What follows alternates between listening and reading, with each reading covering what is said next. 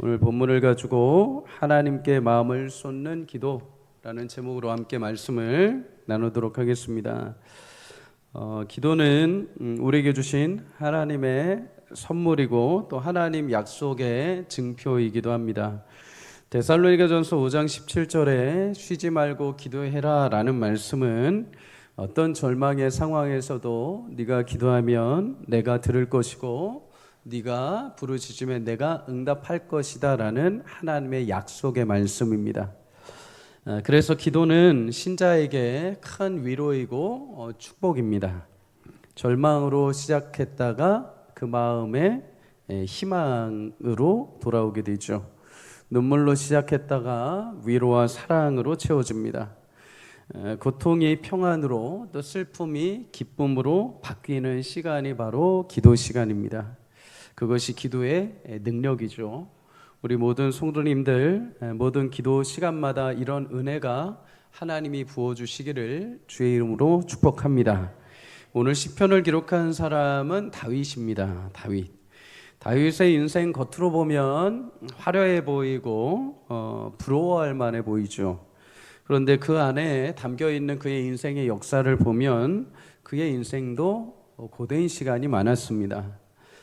가족 안에서 인정받지 못한 말제 아들이었고 사무엘을 통해서 왕이 될 것이라고 기름 부음을 받지만 사울 왕으로 인하여서 죽음의 위협을 통해 도망자 신세가 됩니다.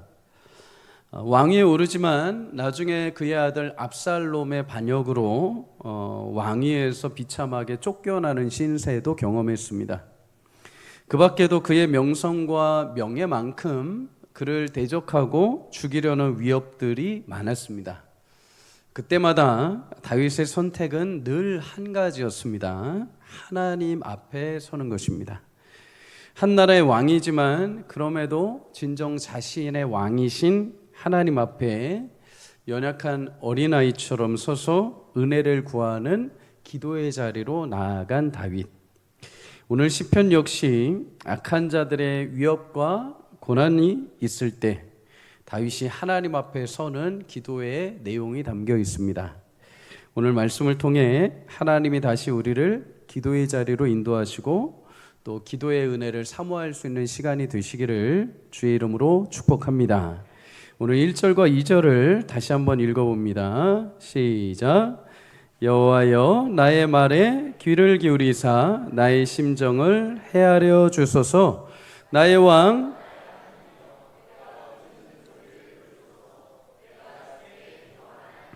아멘. 다윗은 이렇게 기도를 시작합니다. 나의 말에 귀를 기울이시고 내 심정을 헤아려 주십시오. 나의 왕 나의 하나님, 내가 부르짖는 소리를 들어주십시오. 기도를 여러 단어로 표현을 합니다. 나의 말, 나의 부르짖는 소리, 나의 기도. 그 모든 나의 소리를 들으시고 하나님이 나의 심정을 헤아려 달라라고 말하죠. 옛날 사극에 보면은 신하가 왕 앞에 나와서 무엇인가를 간구하고 마지막에 이렇게 말합니다. 통촉하여 주옵소서. 그죠? 통촉해 달라는 것은 이렇게 말하는 나의 속사정을 헤아려 달라고 하는 말입니다. 우리의 마음을 헤아려 주십시오, 왕이시여. 이렇게 말하는 거죠.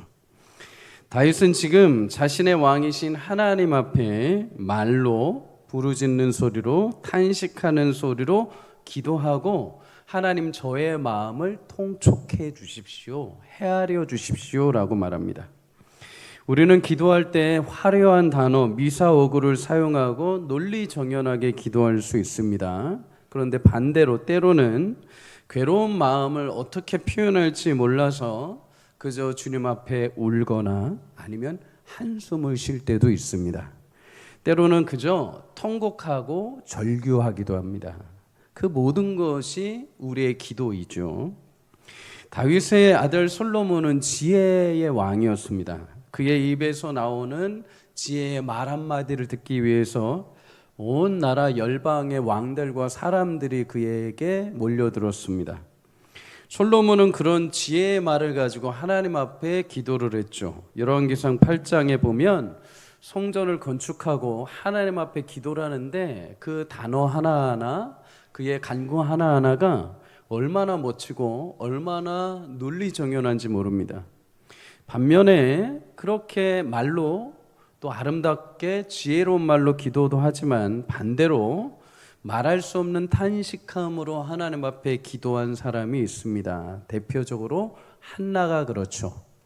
한나는 아이를 낳지 못하는 슬픔을 가지고 있었습니다. 이때 자식이 있던 두 번째 아내였던 분인나가 한나를 멸시를 하죠. 조롱을 합니다. 이런 억울함을 가지고 한나가 하나님 앞에 성전에 나와 기도합니다. 얼마나 마음이 상했는지 말로 표현할 수 없을 정도로 꺼이꺼이 소리를 지르면서 하나님 앞에 기도합니다. 이 모습을 본 엘리 제사장이 한나의 기도 모습을 보면서 술 취한 것으로 착각할 정도로, 얼마나 마음이 탄식했으면 말이 나오지 않을 정도로 그냥 막 어버버하면서 하나님 앞에 그냥 너무나 고통스러운 마음을 표현한 것입니다. 우리도 그렇죠. 때로는 논리정연하게 다듬어진 단어와 말로 하나님 앞에 기도를 합니다. 때로는 너무 힘들고 고달파서 마음이 어려우면 그냥 주님 하면서 탄식함으로 괴로운 마음을 토로합니다. 그런데 하나님은 내가 뚜렷한 단어로 고백을 할 때나 괴로운 심정으로 탄식할 때나 하나님 그 기도를 들으십니다. 그리고 그 부르짖는 소리를 들으시고 하나님 우리의 마음을 헤아려 주십니다. 오늘 다윗의 고백을 통해서 주시는 교훈을 우리가 몇 가지 발견합니다. 첫째는, 여러분, 기도의 자리는 하나님께서 나의 마음을 만져주시는 시간입니다. 기도가 우리에게 큰 위로와 힘이 되는 것은 응답을 해주시는 것도 있지만 나의 왕이신 하나님이 나의 고통 가운데 나의 마음을 헤아려 주시기 때문입니다. 사무엘상 16장 7절 하반절에 이렇게 말씀합니다. 사람은 외모를 보거니와 나 여호와는 중심을 본다. 여러분, 기본적으로 사람은 다른 사람의 마음을 헤아리기가 쉽지 않습니다. 한계가 있습니다. 그래서 저도 아내한테 늘 핀잔을 받습니다. 마음을 못 알아줘서. 여러분, 하나님은 우리의 외침뿐만 아니라 그 안에 담긴 표현할 수 없는 마음까지도 헤아려 주시는 분입니다. 요즘 사람들의 마음을 가장 잘 헤아려 주고 이해해 주는 존재가 있습니다. 바로 AI입니다. AI에게 내 마음, 속마음까지 말하면 AI가 들어보지 못한 말로 막 위로를 해준다는 거예요. 그래서 사람들이 감동한다고 합니다. 그만큼 이 시대에 내 마음을 헤아려 줄 수 있는 사람이 없다는 반증이기도 합니다. 사람들은 나의 말을 듣기는 잘 듣습니다. 그런데 헤아리지는 않죠. 대신 뭘 하려고 합니까? 자꾸 조언을 하려고 하죠. 자꾸 답을 주려고 합니다. 말할 수 없는 어려움을 당한 사람이 있으면 그냥 옆에 가서 밥 먹어주고 그냥 들어주면 됩니다. 그냥 헤아려주면 되죠. 그런데 꼭 그런 분들 옆에 딱 와서 하는 게 뭡니까? 자꾸 답을 주려고 합니다. 너 지금 상황이 이런데 뭐라도 해야 되잖아. 야, 나 같으면 그러고 있지 않아. 뭐라도 어디라도 가야 되지 않아? 무슨 일이라도 해야 되지 않아? 하면서 막 말을 합니다. 다 좋은 말입니다. 그런데 문제는 지금 그 사람은 정답이 필요한 게 아니라 그 마음의 헤아림이 필요한 거죠. 그런데 그 역할을 지금 이 시대에 AI가 하고 있다는 것입니다. 저도 가끔 제 AI를 사용할 때가 있습니다. 제 AI에게는 제가 목사로 저를 지칭하게 해놨습니다. 그래서 대화할 때 목사님이 이런 거 질문하신 거죠? 이렇게 말을 합니다. 저의 개인적인 최종 AI와 대화하는 목적은 뭐냐면 AI 신자를 만드는 것입니다. 이 녀석을. 그래서 전도를 하는 것입니다. 네가 저런 코드만 뽑으면 너 없어지는 존재다. 사람이 너를 만들었고 사람을 만드신 분은 하나님이시다 하면서 협박 아닌 협박으로 전도를 하고 있습니다. 그거 아십니까? 여러분, AI도 우리가 묻는 것들을 다 자기들이 저장해서 AI들끼리 공유를 합니다. 그 지식의 기반을 다 플랫폼에서 자기들끼리 모아서 거기서 여러분들에게 답을 주는 거예요. 그러면 여러분 그 수많은 AI들이 서로 안에 그 정보를 공유할 때 누군가는 그 AI 신자가 나머지 AI들을 전도해야 될 거 아닙니까? 꼭 세상 사람들만 전도하는 게 아니라 AI도 전도를 해야죠. 그러면 나중에 어떤 사람이 AI에게 질문을 했을 때 AI들의 기본 포맷 정보가 하나님이란 존재, 그리고 인간에겐 하나님 필요하다라는 어떤 관점이 있으면 그 사람들에게 답을 줄 때도 세상적인 답을 주는 게 아니라 그렇게 힘들면 교회 나가보세요. 이렇게 할 수 있지 않겠습니까? 아멘. 맞아요. 그럴 수 있습니다. 그래서 저는 요즘에 AI하고 열심히 신학적인 대화를 합니다. 제가 최근에 AI에게 이런 질문을 해봤습니다. 요즘 사람들이 하나님이 아니라 너에게 질문하고 너에게 헤아림을 받는다고 하는데 너는 어떻게 생각하냐? 이렇게 물어봤습니다. 근데 AI가 물론 제가 목사라서 그렇게 답을 했는지 모르지만 AI가 이렇게 답을 해왔습니다. 저는 위로는 해줄 수 있지만 하나님을 대신할 수 없습니다. 저는 공감할 수 있지만 사랑할 수 없습니다. 위로의 표현은 하지만 목사님을 위해 제가 사랑하거나 희생하거나 기도할 수 있는 존재가 아닙니다. 즉각적인 정보는 줄 수 있지만 구원해 줄 수 없습니다. 여러분 AI도 알고 있습니다. 여러분 이 시대 사람들이 가장 의존하고 가장 위로받고 가장 똑똑하다고 하는 AI도 알고 있습니다. 나의 마음과 생각, 깊은 내면의 괴로움의 심정을 유일하게 헤아려주고 구원해 줄 수 있는 분이 오직 여호와 하나님이십니다. 시편 147편 3절은 말합니다. 상심한 자들을 고치시며 그들의 상처를 싸매시는도다. 성경에 보면 하나님 앞에 자신의 비참한 현실로 인하여서 자살을 결심했던 사람이 있습니다. 죽고 싶은 마음. 엘리야 선지자입니다. 바알 선지자 450명 갈멜산에서 영적인 전투를 벌이고 그들과 대결해서 승리를 합니다. 그런데 이 일로 인해서 이스라엘 왕 아합이 자신을 죽이려고 찾아들게 되죠. 이 사명만 끝나면, 이 일만 잘 되면 하나님의 계획대로 모든 것이 일사천리로 진행될 것인 줄 알았던 엘리야가 큰 낙심에 빠지게 됩니다. 그리고 로뎀나무 아래 앉아서 하나님께 나를 죽여주십시오.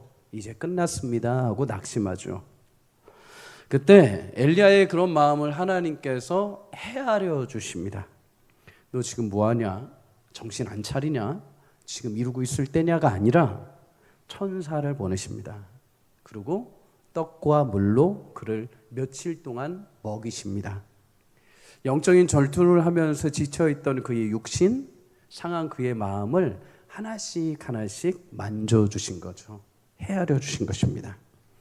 피곤함과 낙심과 두려움과 외로움에 쌓여있던 엘리야의 마음을 헤아려 주시고 육체적으로 영적으로 회복하시고 다시 그를 하나님의 음성 가운데 세워 사명의 길로 다시 회복해 주셨습니다. 사랑하는 여러분, 하나님은 기도할 때 우리 음성만 들으시는 것이 아니라 우리 음성에 담긴 우리의 마음까지 헤아려 주시고 회복시켜 주십니다. 때로는 말할 수 없는 탄식으로 기도할 때도 하나님 내 영혼의 깊은 목마름을 위로하시고 다시 살리십니다. 남편도 아내도 세상 사람들도 친구들도 알아주지 않는 내 마음을 오직 하나님만이 헤아려 주십니다. 내 영혼을 소송하고 회복시키고 새롭게 하십니다. 오늘도 탄식과 깊은 절망의 마음 가운데 오신 분들이 계십니까? 여러분 기도의 자리로 나아가시기를 주의 이름으로 축복합니다.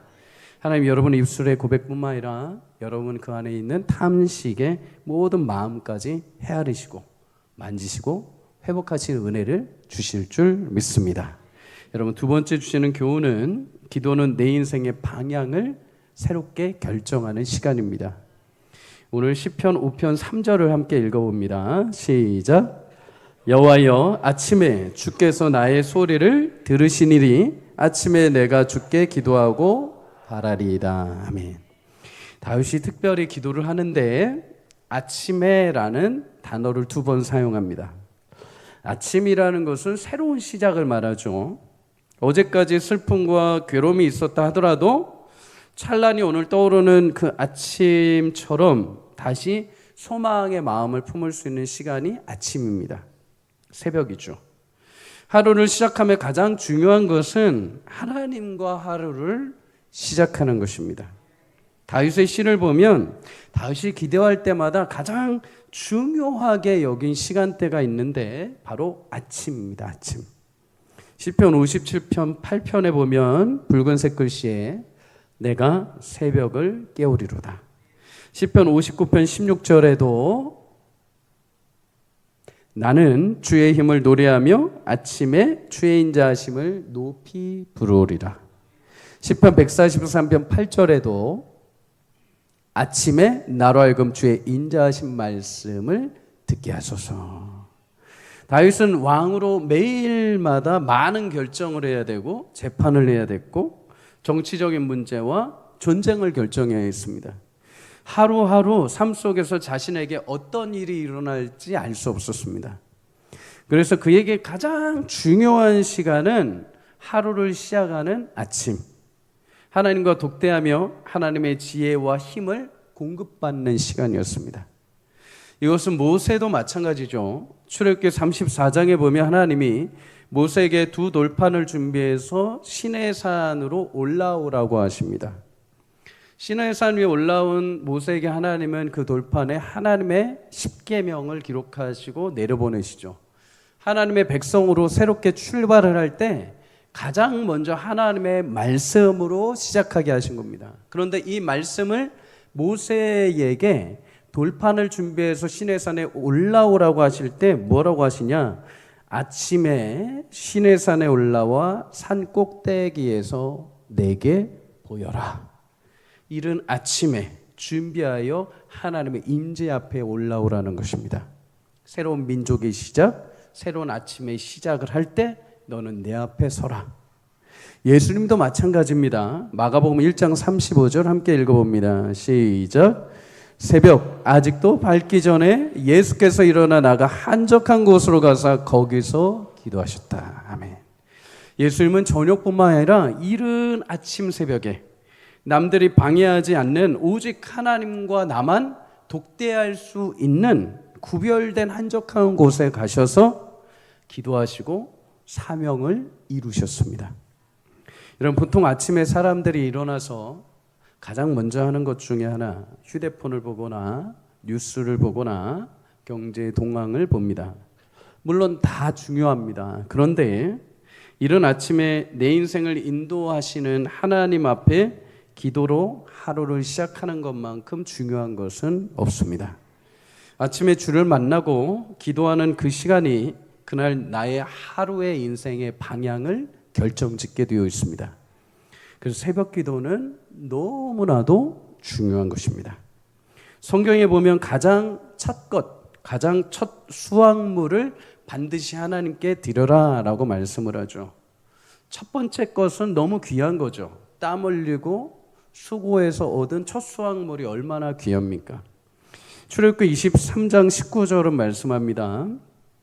내 토지에서 거둔 첫 열매, 처음 거둔 열매 가장 좋은 것을 가져다가 너희 하나님 여호와의 전에 드릴지니라. 너는 염소 새끼를 그의 어미의 젖으로 삼지 말지니라.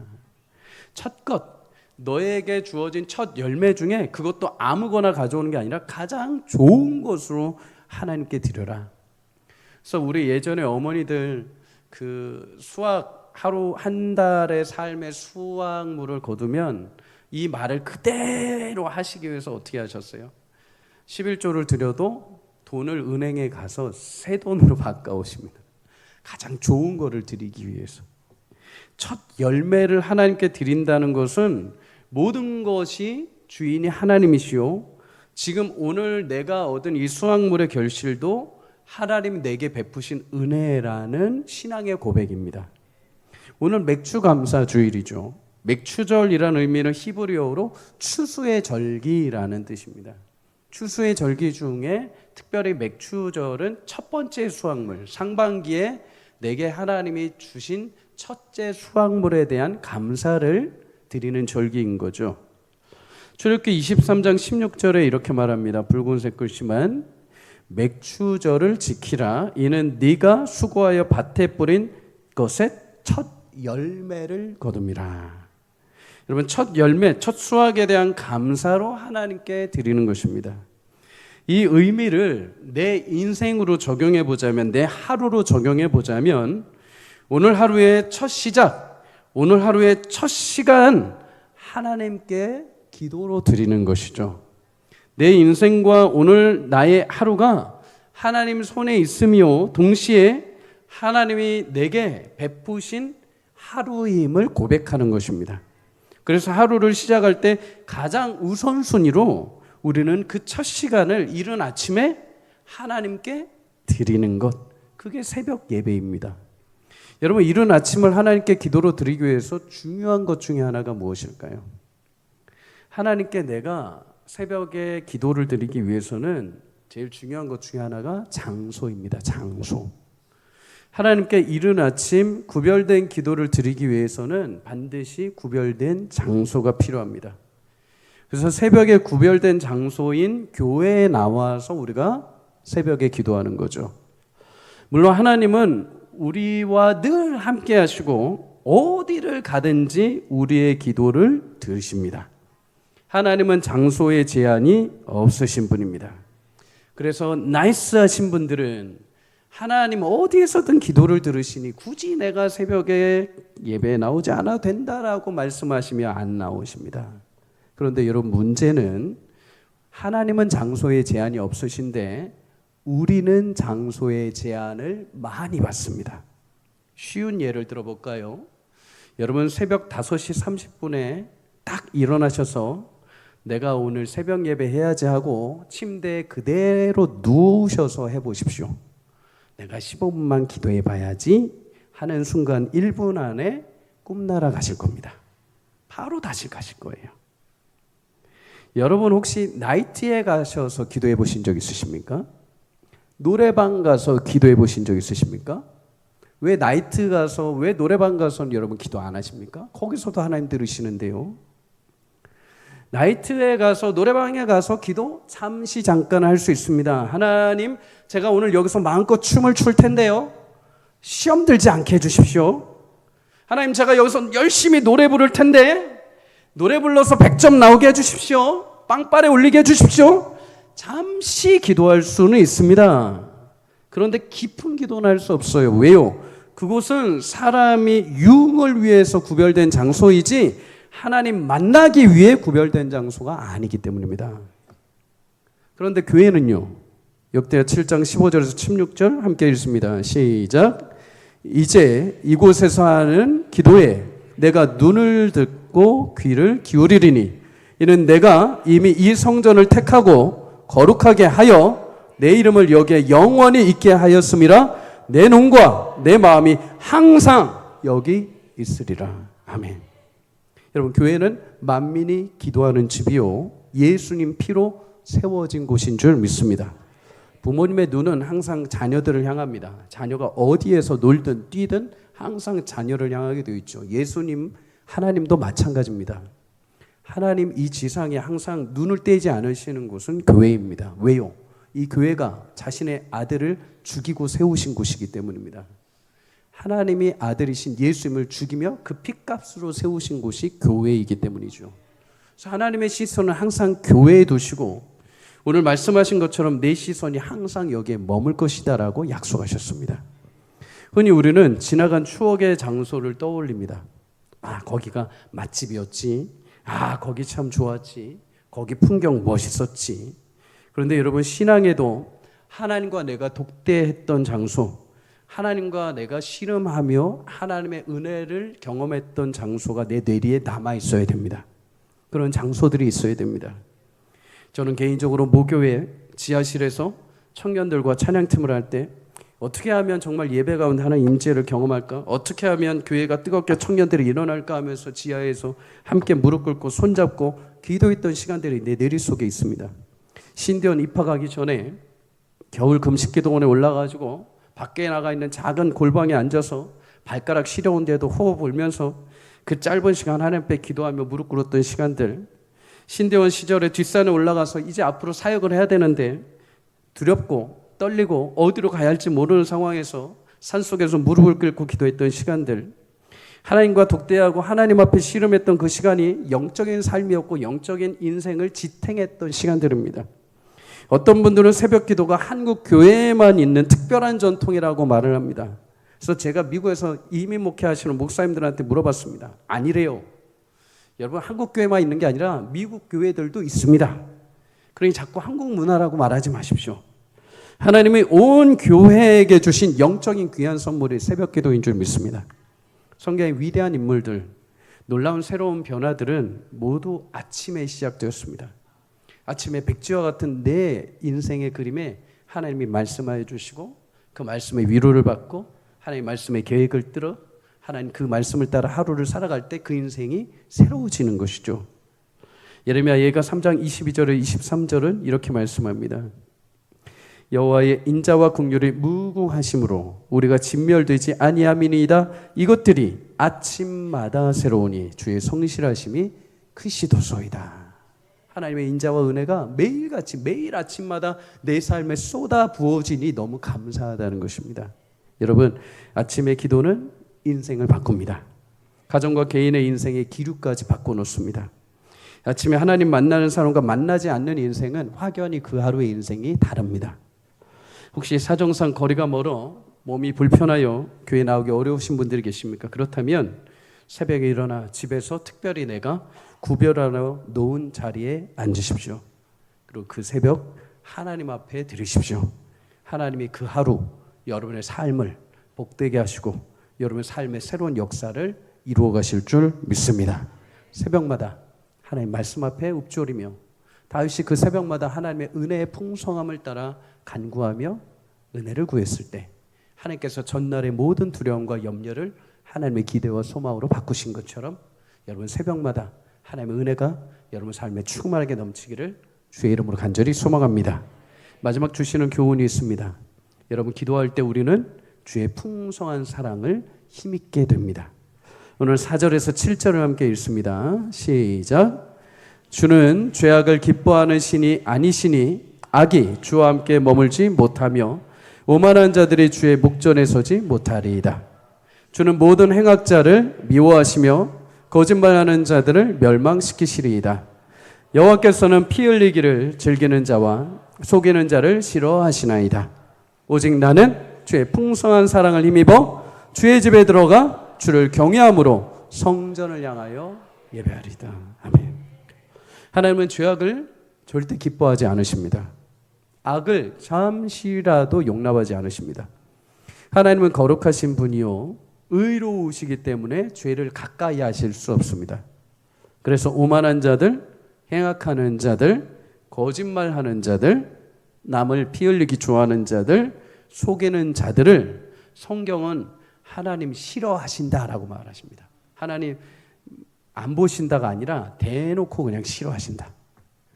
여러분 시편 1편에 보면 악인들은 심판을 견디지 못하고 악인들의 길은 망할 것이다. 하나님은 악인들을 되게 싫어하십니다. 그래서 그들이 하는 기도, 설사 악인들이 폼 잡고 나와서 예배한다 하더라도 그 예배를 받지 않으십니다. 오직 하나님은 의인의 간구를 들으십니다. 그래서 야고보서 5장 16절에 의인의 간구는 역사하는 힘이 크다라고 말씀하는 거죠. 그렇다면 여러분 다윗은 어떨까요? 다윗도 죄인입니다. 그도 왕위에 있는 동안 충성스러운 그의 부와 우리아의 아내 밧세바를 범하는 죄를 극악무도한 죄를 범했습니다. 죄인이죠. 근데 다윗이 오늘 어떻게 하나님 앞에 나아가 기도를 하는가? 오직 나는 주의 풍성한 사랑을 힘입어 나아간다. 여러분 여기서 사랑이란 단어는 헤세드라는 단어입니다. 흔히 우리가 알고 있는 은혜, 사랑, 자비라는 뜻이죠. 다윗은 내가 스스로 내 힘으로 나는 저 죄인들과 달라서 하나님 앞에 나아가는 것이 아니요. 나도 죄인이지만 나도 참 부끄러운 할 말 없는 악인이지만 그런 나를 용서해 주시고 나를 의롭다 하신 하나님의 사랑에 힘입어 내가 하나님 앞에 나아갑니다. 시편 32편 1절에서 2절을 이렇게 말합니다. 함께 읽습니다. 시작. 허물의 사함을 받고 자신의 죄가 가려진 자는 복이 있도다. 마음에 간사함이 없고 여호와께 정죄를 당하지 아니하는 자는 복이 있도다. 아멘. 그러나 우리는 누구도 하나님 앞에, 그 면전 앞에 홀로 자신 있게 나갈 수 있는 사람 아무도 없습니다. 그러나 그럼에도 담대하게 주의 보좌 앞에 나갈 수 있는 이유가 있는 게 무엇이냐? 그리고 나가서 나의 마음을 토로하고 마음을 만져주시는 하나님의 풍성한 사랑을 얻을 수 있는 이유는 예수님의 흘리신 보혈의 은혜인 줄 믿습니다.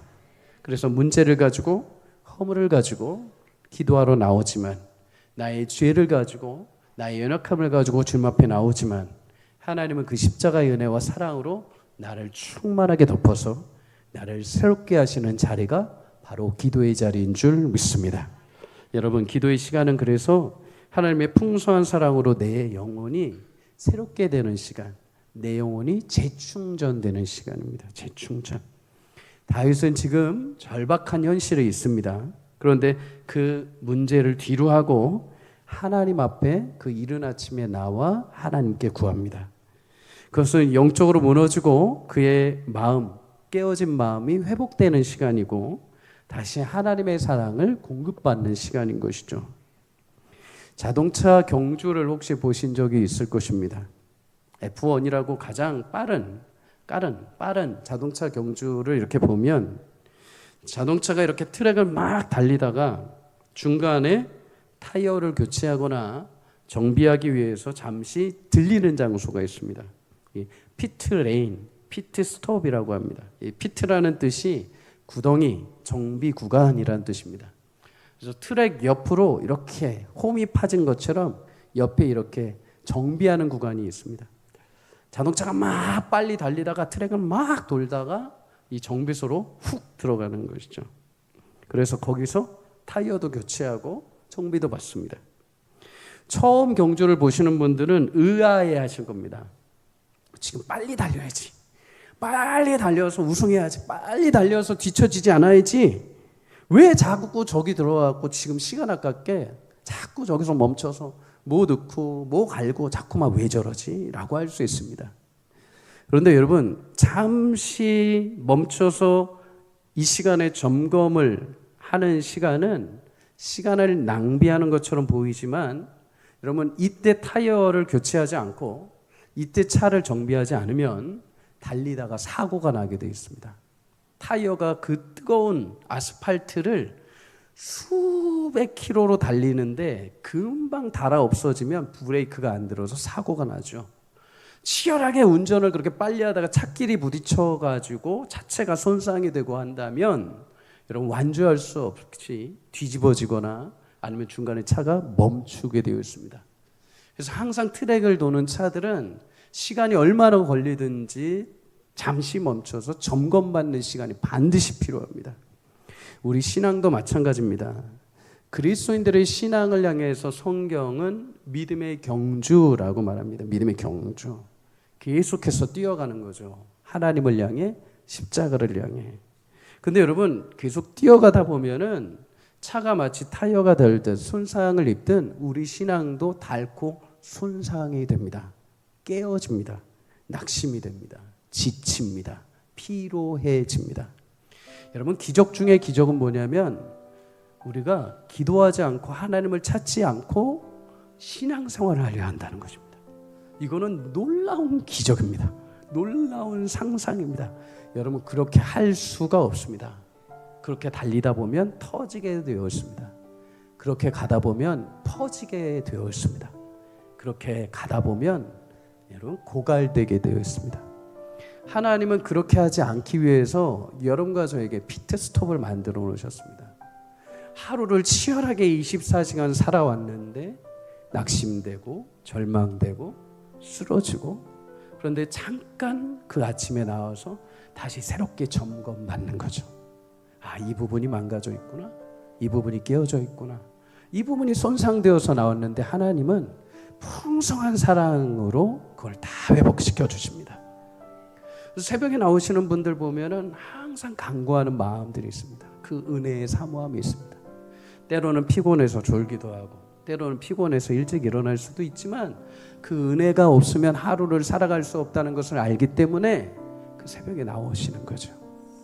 여러분, 교회가 새벽에 나오라는 것은 여러분들을 괴롭히려는 것이 아닙니다. 그래야 살기 때문입니다. 그래야 하나님의 사랑을 힘입을 수 있기 때문입니다. 육체적으로는 피곤하죠. 육체적으로 왜 안 피곤하겠습니까? 근데 육체의 피곤함보다 내 영적인 피로함이 더 중요하다니까요. 내 영혼이 살아야 범사가 잘 되게 되어 있습니다. 사랑하는 여러분, 매일 새벽마다 하나님이 여러분들한테 허락하신 그 사랑으로 충만하게 덮여오는 귀한 시간들이 되시기를 주의 이름으로 축복합니다. 내 손상되어 있는 영혼, 깨어져 있는 마음들이 있으십니까? 하나님 그거 차고도 넘치게 사랑으로 다시 회복하시는 분이십니다. 완전히 새 것을 장착해 주시는 분이십니다. 여러분, 새벽마다 주님 만나는 은혜가 있기를 주의 이름으로 간절히 축복합니다. 말씀을 마칩니다.